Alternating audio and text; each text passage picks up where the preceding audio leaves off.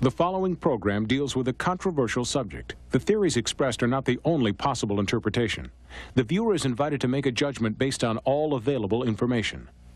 Tonight on Sightings was the shocking murder of a teenage girl foretold in her own mother's mystery novel. I had more or less written the story of our own true life horror story. And psychic contact with the dead girl helped solve the crime. Then, from our UFO file, bizarre men in black stalk witnesses who have had UFO sightings. His eyes were extremely long. They literally wrapped around his temples. Startling new evidence and exclusive videotape reveals the sinister motives behind the MIB phenomenon. And a tragic car crash left this boy in a coma until a dog brought him back to life. He licked me, and then I woke up. At that point, it started to appear. They had large, dark eyes, claw-like hands. I began sensing and knowing and feeling. I do believe in life after death. I mean, I've been there. We have not scratched the surface of what the mind can do. It's a connection with the unknown.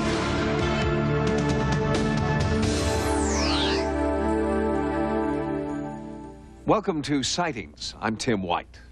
Although few psychic detectives have actually solved a crime, they can provide help to law enforcement and at least one important service to families of victims.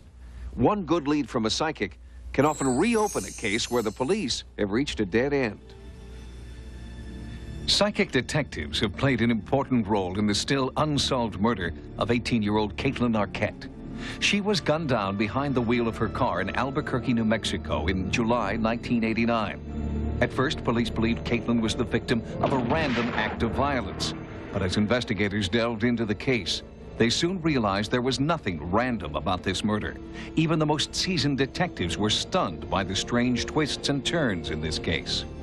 Psychic detectives provided intriguing leads, and eeriest of all, what appeared to be Caitlin's own attempts to reach out from the grave with information about her murderer. Crucial details allegedly from beyond directly paralleled those in a murder mystery written by her own mother. Under the pen name Lois Duncan, Lois Arquette is a successful mystery writer whose novels are filled with intrigue and terror. But there was no greater horror for Lois than discovering an uncanny link between details of her daughter's death and one of her own novels. I didn't put any connection together in the beginning at all.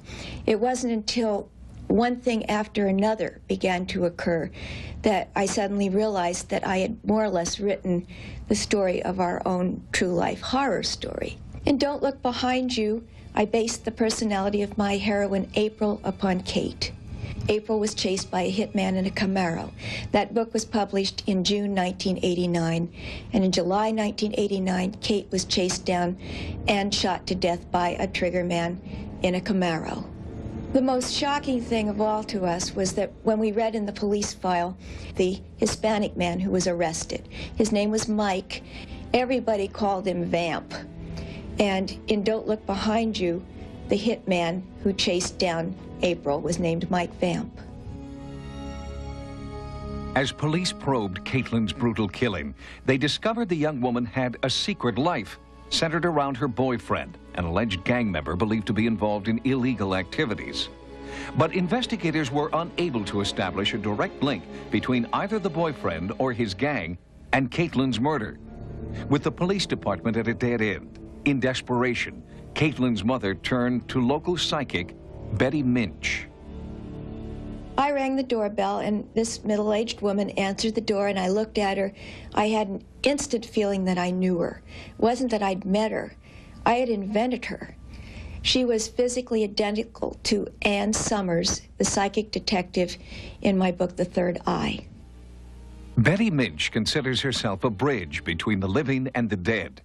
Minch claims she can pick up messages telepathically while in a meditative trance, channeling the words of the dead through the keys of her typewriter. Usually I get a lot of color moving in my head. Then out of that, sometimes there will come maybe an image. And that's when the words seem to want to start pouring into my head. It was a very clear contact with Caitlin. She was right there. We had the idea that Caitlin was in some kind of trouble, that there were other things going on that the family wasn't quite aware of. Amazingly enough, it appeared that Caitlin was conducting her own murder investigation from beyond the grave. Some of the messages Betty Minch claimed to be receiving provided police with important new leads. Investigators soon received an anonymous tip from someone who'd seen one of the Crime Stoppers posters the Arquette family had placed around Albuquerque. Arrests were made that proved psychic Betty Minch had been dead right. She told us that the people who were arrested would have been driving a lowrider car. There would be 2 men in the front seat, 1 in the back seat, that there would be no eyewitnesses, but that arrest would be made because the men would be heard bragging, that our best help might come from somebody in the media, and she identified who that person would be, an investigative reporter named Mike Gallagher. But there was insufficient evidence to hold the 3 suspects, and they were released. Desperate for more evidence, Lois contacted Noreen Rainier, a well-respected psychic detective from Maitland, Florida. Working with a police sketch artist, Rainier attempted to create a drawing based on impressions she claimed to be receiving from Caitlin. I have to get their scent. I have to pick up their vibes. And somehow something personal that was on at the time of the crime gives me more information. I can pick up the scent of Katie psychically. During Noreen's session, Lois listened in on the phone from 900 miles away.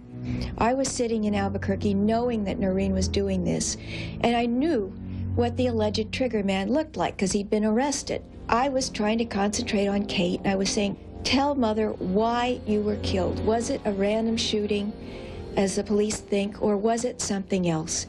Send me a symbol, send me a message through Noreen Rainier.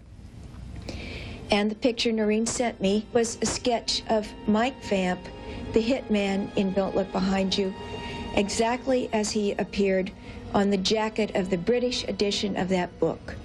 Everything was there, even the little scar between the eyebrows. Like seeing something had been copied from the jacket. And I just started to shake. I couldn't stop shaking. Lois was shocked.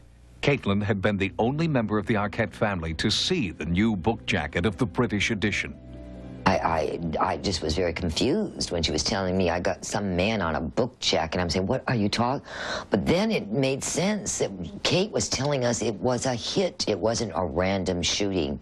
It was a planned killing. It wasn't random. And that's what we needed to know. Even more startling is a tape recording Noreen made as she supposedly channeled Caitlin's own description of her final hours. It's Noreen's voice, but Caitlin's words. I'm meeting somebody at a shopping center with a C in it. I went up the hill towards the north to that big place up there, to this, I want to call it the Desert Castle. There's just an important person there that I'm not supposed to know is there. I saw things that I shouldn't have seen. They had to make sure that there was no way I would ever talk. And this was a way of silencing me. My crime that was committed against me was to silence me. I'll never be silenced. I'm not a bad person. I'm just young, and I just was curious. I was a good daughter to your mother. I told you almost everything. Almost. The incredible revelations from psychics Minch and Rainier prompted Lois to write Who Killed My Daughter? And while the police have not yet solved Caitlin's homicide, Lois is encouraged by one psychic message Betty Minch believes she received. She said that Kate was sending a symbol, that the symbol was a wolf with a collar around its neck, its head jerked back, and the message was that Kate was very sure that the wolf who had been after her was soon to be caught and collared. The message was particularly significant to Lois, who originally entitled her book, One to the Wolves. I couldn't explain any of this. All I could say to myself was, it's happening. Somehow it's happening. I have now come to believe that there must be some kind of transition point where it is possible for the dead to communicate with the living, perhaps when they have some very, very strong message to get across. I think Kate was killed because she was getting ready to tell the truth, and she couldn't do it herself, and now she wanted me to do it for her. Lois Arquette is hoping police or psychic detectives We'll soon find out what horrible facts Caitlin knew and who stopped her from telling the truth. Coming up next, the frightening Men in Black phenomenon surrounding UFO contact. I'm not afraid of them because they haven't done anything to us yet. But what are their motives? There have been a few cases where individuals have died under mysterious circumstances. And later, what miraculous power brought this boy back to life? Some believe it was this dog. UFO insiders call them MIBs. That's an acronym for Men in Black. These Men in Black are one of the least known and yet most disturbing elements of the UFO experience. The phenomenon is reported worldwide, and the stories that witnesses tell are remarkably similar. Seeing a UFO can be an exhilarating experience, but for some, that excitement soon turns into desperate paranoia. After a sighting, some witnesses report that they're threatened and harassed by mysterious thugs known to UFO investigators as MIBs, Men in Black. Just who are these Men in Black? Where do they come from? And why do they seem to be tracking and spying on those who've had a close encounter? There it was. It's a long, lit-up, cigar-shaped object heading just over the rooftop. Then it moved out of sight, and I went back home. And when I got home, my wife said, "You just got a phone call." I said, "A phone call?" And it said that if you talk to the media about this, that your daughter will die. Immediately following a UFO sighting, the strange encounters with MIBs begin. They would walk in seemingly from nowhere, be driving a car that may be as old as 25 years. It would be immaculate, shiny, without a mark on it. The individual, in several cases, drove down to the end of the street, turned, the guy ran down after them, and they were completely gone. Men dressed in black, driving black cars, reportedly follow and sometimes even threaten UFO witnesses, and their motives appear to be strangely sinister. Witnesses driving home from having lunch at a restaurant have reported seeing a UFO. Before they could get home, they had cars waiting for them, warning them not to talk about the case. An investigator was approached by a very Saturn-looking man. He said, "You know, people that look for UFOs sometimes find problems. There have been a few cases where individuals have died under mysterious circumstances." Reports of contact with MIBs seem to follow a definite pattern and occur throughout the world. One horrified witness was harassed by MIBs after sighting a UFO near Toronto, Canada. And it was about 3 o'clock in the afternoon. There was a knock on the door. I opened the door, and there was this very odd-looking man standing there. He had a photograph album in his left arm, and he didn't say anything for a full minute. He was about 5'6". He was extremely thin. He had a slightly enlarged head. His face was a very strange olive hue. He wore a black turtleneck. He wore black pants. He was dressed entirely in black.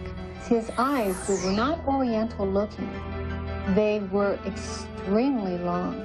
They literally wrapped around his temples. I have never seen eyes like that. Those eyes held me. They held my attention. They seemed to be boring into me. I felt very intruded upon on a mental level by those eyes. The Men in Black cases, for the most part, have stirred up great amounts of paranoia. In many cases, these people have attempted to pass themselves off either as government agents or in some cases Air Force officers. At one point, the FBI was very heavily involved in tracking these cases down and attempting to arrest someone, but no one was ever caught. Composite drawings created from witness testimony lead researchers to believe that MIBs could be aliens who have come to Earth to silence people who know too much about UFOs. In Russia, one witness reported being harassed and physically transformed by a MIB. Professor Paul Stonehill translated the Russian newspaper story about the woman's MIB experience. His touch was paralyzing and left effects upon the body of those whom he touched. His daughter, she became magnetic and she would attract metals. And like her hands became sort of electric conductors. Her touch caused electric shock. This is taking place now because the article is from April of 1992. MIB encounters are so disturbing, investigators fear many valuable witnesses might never come forward. Those who do believe their lives are in danger and claim MIB surveillance intensifies when they contact the media.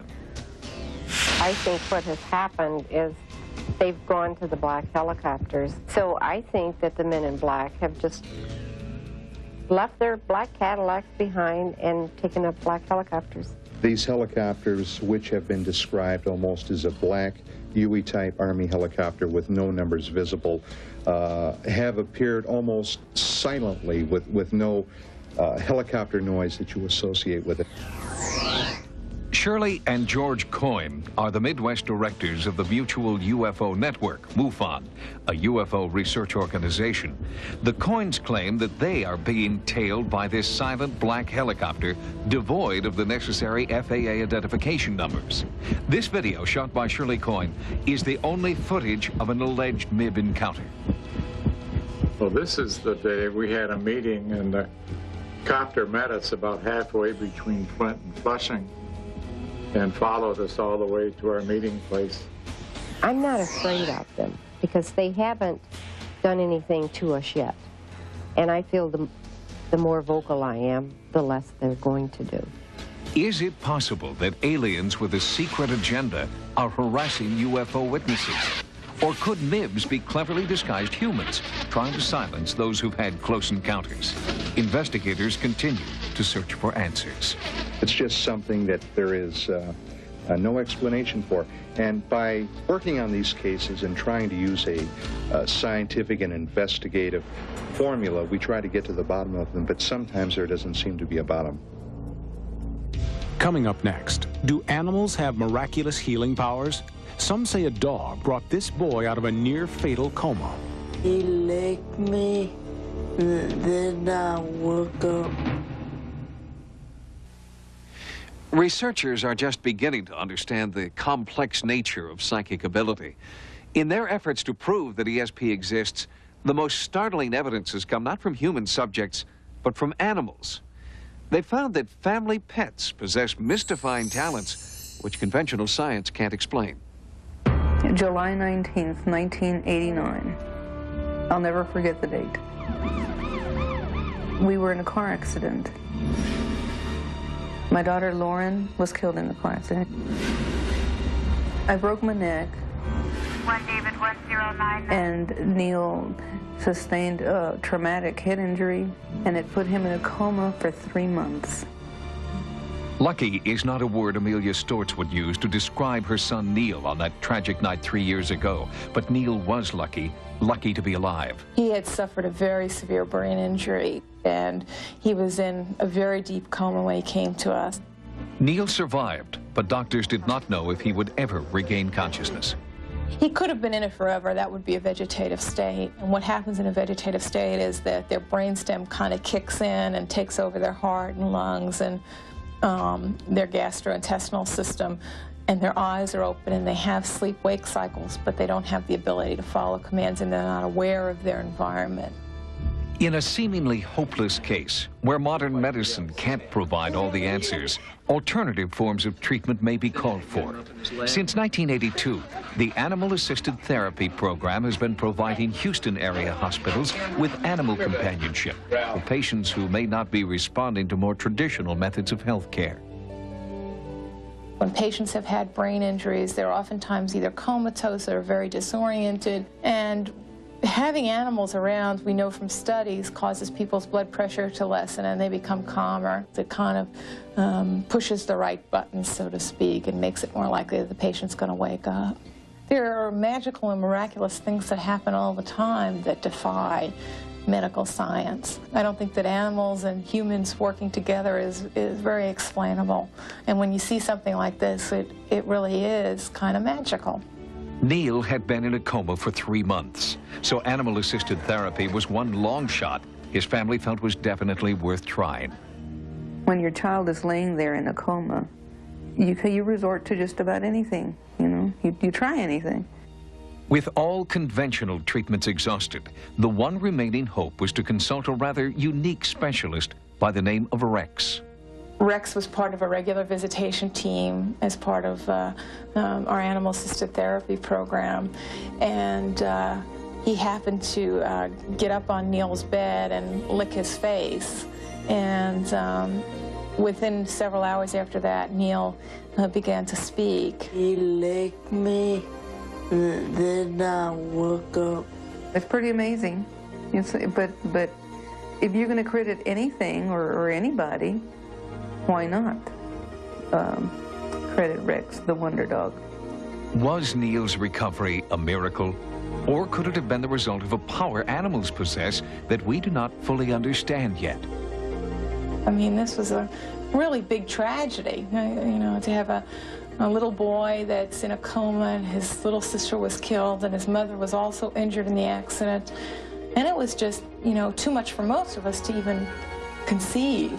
Neil had a lot of previous experiences with animals and really loved animals, and there's at least a hunch that it was a very normalizing experience for Neil and something that he could relate to, instead of us saying, open your eyes, close your hands, you know, yelling commands at him. It was really kind of neat that an animal kind of brought him around.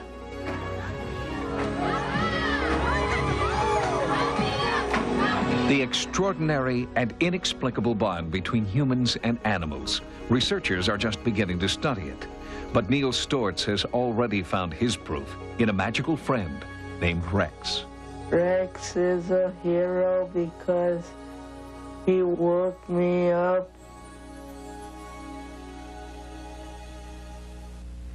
Thanks for joining us. For Sightings, I'm Tim White. Good night. Next time on Sightings.